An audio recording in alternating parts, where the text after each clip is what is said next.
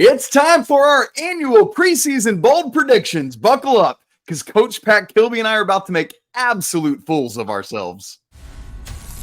This is Tyler Hansbrough, and you're listening to Locked On Tar Heels. You are Locked On Tar Heels, your daily podcast on the UNC Tar Heels. Part of the Locked On Podcast Network, your team every day. Hey there, what's up? It's Wednesday, October 30th, 2024. Welcome into the Locked On Tar Heels podcast, the only daily North Carolina show out there. I'm your host, Isaac Shea. Joining me today is our guy, Coach Pat Kilby, and you're joining us at the place to get your Tar Heels content every single day. It's all part of the Locked On Podcast Network. Thanks for making us your first listen or watch, and I want to give a special shout out to the everydayers joining us, Locked On Tar Heels insiders, and of course, all the great Locked On Tar Heels Discord members. Welcome in, everyone. Let's get started. This episode's brought to you by FanDuel. Place your first $5 bet and you'll get started with $150 in bonus bets if you win. Visit FanDuel.com to get started. Pat Kilby, it is our third annual Bold Prediction Show, which we have done now every year on like the last show that you're on before the season starts. I'm super stoked to get into this, and it's also hilarious because by the nature of bold predictions, they're probably going to be wrong, right? Like if we hit on these, then we should have either done the lottery or we weren't bold enough in our statements. That's where this should be, folks. So if you're hearing us say these and you're like, these guys are idiots, good. That's how outlandish these should seem to you. By the way, we would love to hear your bold predictions for the season for the Tar Heels, but we'll give you our predictions. We're going to have one each per segment. I've also got a bold prediction from one of our Locked On Tar Heels insiders. We'll share that with you at the end of the show, but we are going to try to back up our bold predictions as well. Also want to say a word of apology for missing yesterday's show. I was just drop dead sick and could not bring myself to do it. And you guys know, like, it's going to take like everything in the world to stop me from recording because I love being with you every single day. And so, in fact, I think that might be the first one I've ever missed for being sick, and just know that it killed me, but I'm excited to be back today. Pat Kilby, let's get right into it. Hit us with your first bold prediction. So I'm going to throw you a little curveball here. Originally, my prediction was going to be that Carolina wins the ACC regular season championship.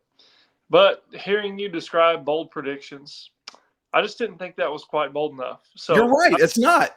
Go up. I predict that we do win the ACC regular season championship, but that we do it with only one conference loss. Ooh. So you're saying this team's about to go 19-1 in the ACC? Yep. And I'll let me just throw this out there too.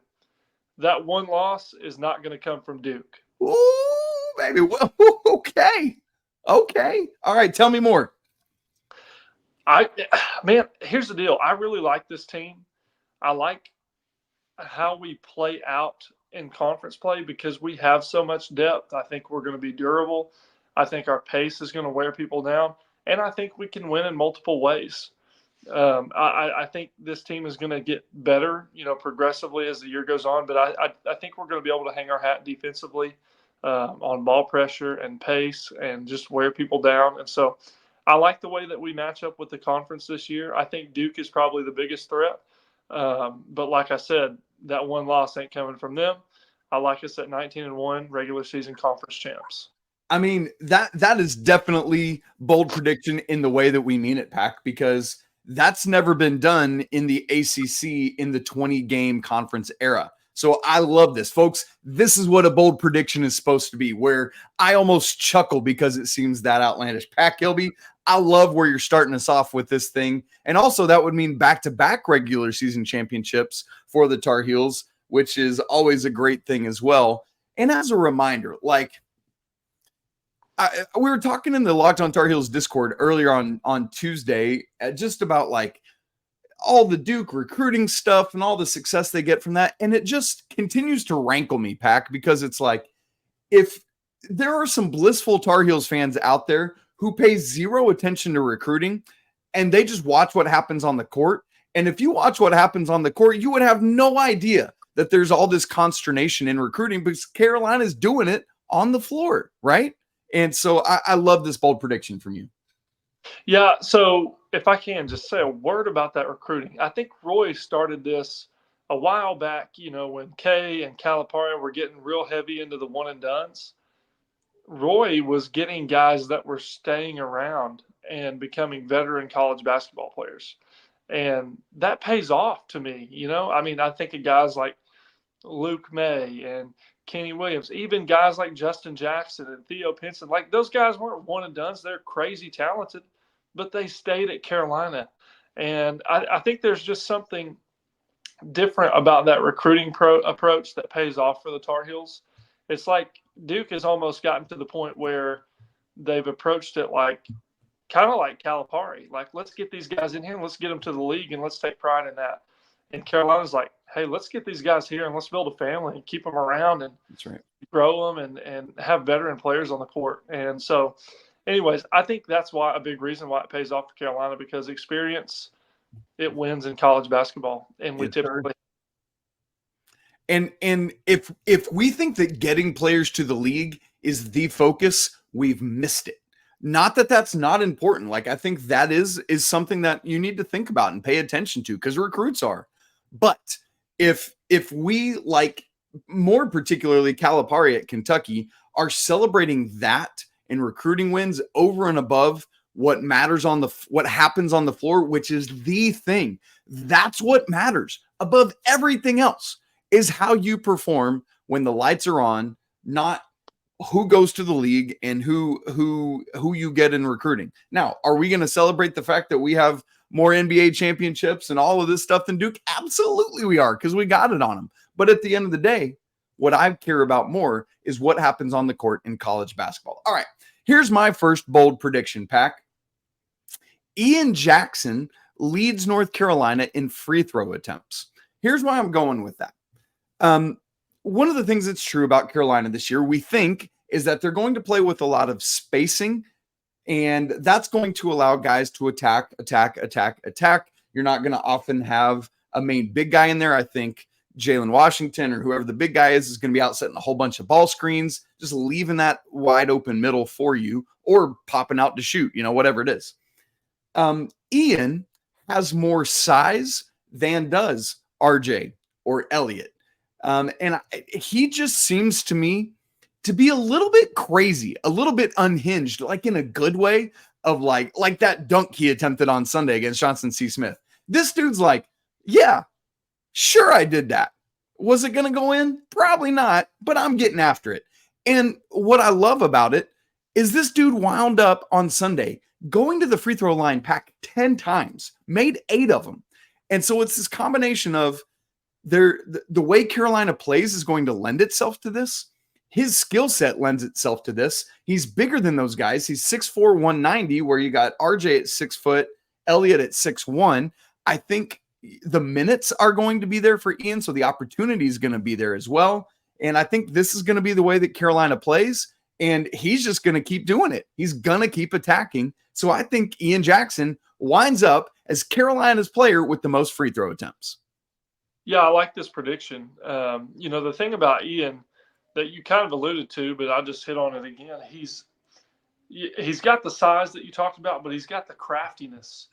And you're right. He's got a little bit of that, like that. I don't even know what the right word is. He's got a little turd in him, right? Like, he's not afraid to just go get after it and get in there and attempt something that most people wouldn't.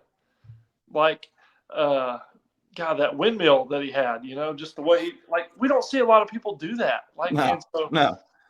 Just the fact that he's got that dog in him, or that turd in him, that's willing to just go get in there and do something a little bit different, and mix it up in the paint, along with his size and his athleticism and his craftiness.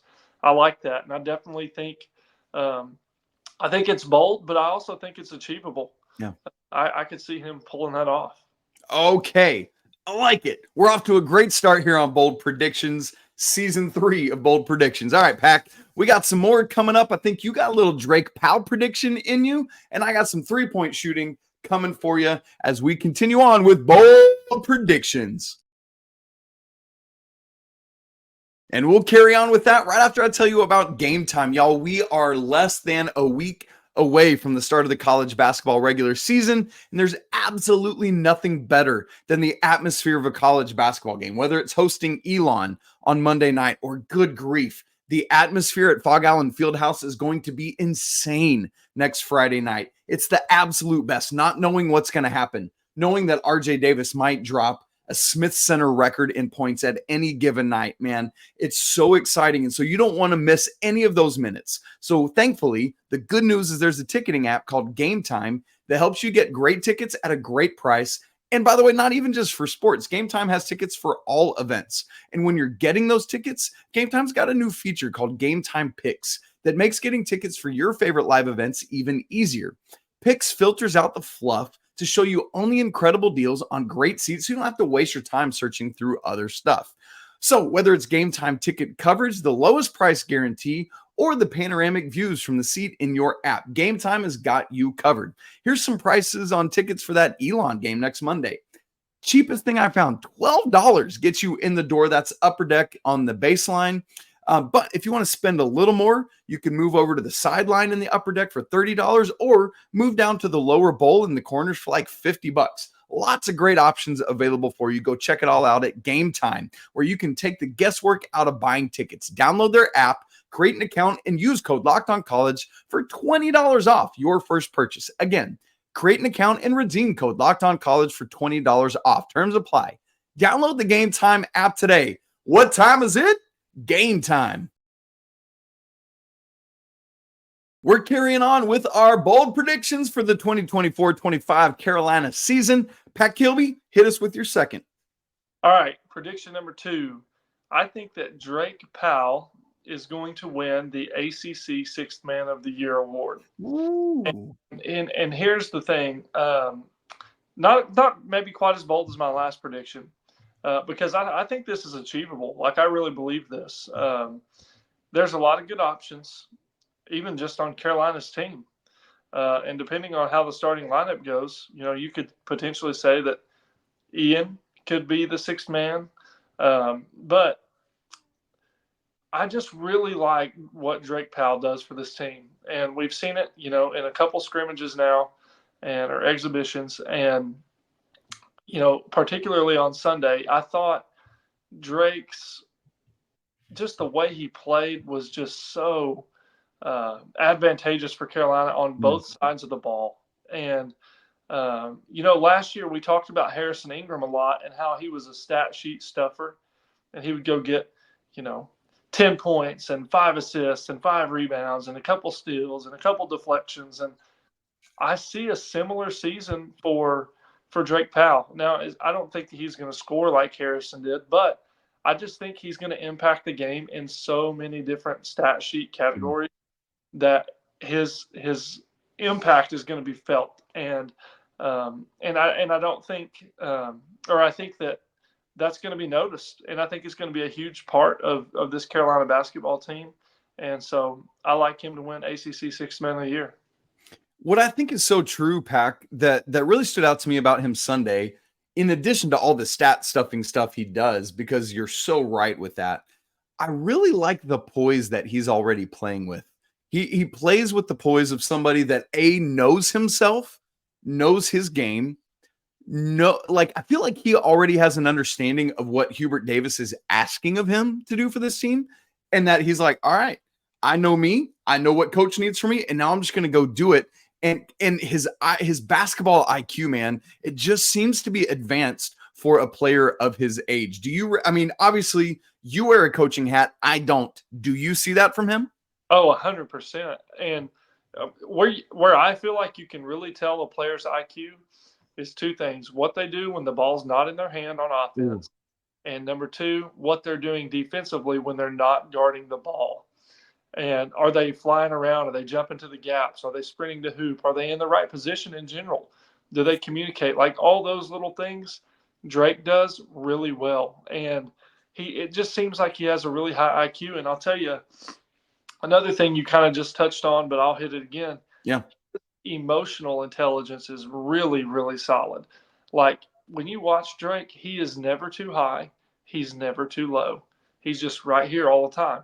And that is just rare for people in general, but especially for a freshman in college that's coming to play at the University of North Carolina. And I think that's a trait that is going to serve him really well down the line also. So he's really he's got the full package. He's a sharp kid.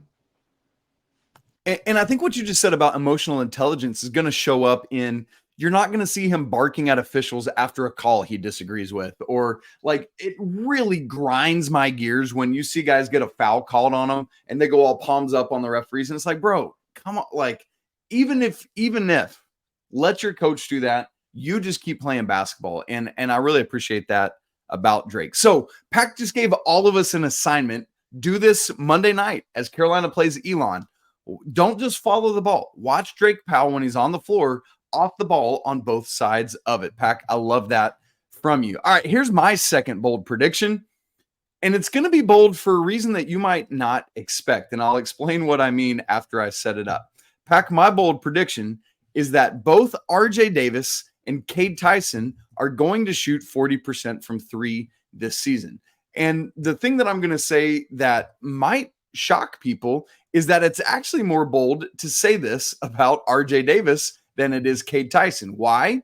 RJ Davis, in his 4 years of college basketball, has never shot 40% from three for a season. Now, last year, he literally came within one made three of hitting 40%. We've said it multiple times on the show, Pac. Had RJ made 1 3 in that Alabama Sweet 16 game, he would have finished the season above 40%. That literally missed it by one made three. But from a statistical standpoint, what I say is true. He has never shot 40% from three for an entire season. On the flip side, Cade Tyson has never not shot 40% from three for a season. His freshman year at Belmont, 48 of 115, that's 41.7%. Last year, 80 of 172 from three, that's 46.5%, Pat Kilby. That is bonkers. Now, I know there is the concern that as he translates up from Belmont to Carolina, that this is a different league and a different ballgame, and I get that and I understand it, but shooters make shots, and he's got the size and capability to do that, and he's also got a two-point game that helps give him some space, and he's also got some Elliot Cadeau, some RJ Davis, some Seth Trimble, and some Jalen Washington, etc., that are also going to provide some space for him. That said, I think Cade Tyson just simply continues to do what he has done. He knows nothing but shooting 40% from three. But I think that this, for the first time, RJ Davis will also eclipse that mark. What say you, Coach Pat Kilby? What would make this really impressive is not just, it's impressive enough to shoot 40% from three, but these guys they're not just shooters, they're high volume shooters. We're talking that probably 1 and 2 for 3-point attempts on the season, if I had to guess. And so something has gone terribly wrong if they're not. Wait, let's just say that, right? Yeah. And so, for our first and second best 3-point shooters to both shoot over 40%, golly, just think about the tons of advantages that we would gain from that. The floor space, the shot making, just what that would do for our offense and what it would do to opponents. That would just be completely advantageous. And so, and the thing is like you mentioned, it's totally doable. Now it'd be wild to have two guys get that many attempts and both shoot over 40%, but Cade's never not done it, and RJ's been one shot away, and we know how efficient RJ can be. So I definitely think it's a possibility, and the offense would certainly be humming if they both did that. And here's what's wild. I just thought about this, Pac, as you were talking. Last year, both Jalen Washington and Seth Trimble shot over 40% from three. Obviously, much lower volume than either of these guys. But if that's your starting lineup, those two guys we've been talking about, RJ and Cade, plus Seth, Jay Wash, and Elliot Cadeau, if all of that comes true, that means that 4 of the 5 starters could shoot over 40% from three. That's what I should have made my bold prediction. 4/5 of North Carolina's starting lineup is going to go over 40% from three. That is crazy bold. I need to go back, but that's what I should have said. And all right, go ahead. Sorry. Oh, by the way, there's two future NBA players coming off the bench. Sheesh. And Van Allen Lubin, who just got a double-double Sunday, and Jalen Withers. I mean, I'm getting more geeked about this team, and it could be scary. It could fall flat on its face. But the more you see it coming together, the more possibility there is, Pack. All right, we got one more round of bold predictions coming at you, plus a bold prediction from one of our Locked on Tar Heels insiders. Oh, man, where's Carolina going this postseason? I think Pat Kilby's got something to say about that, and I got something for the NBA draft for you, all coming up in just a second.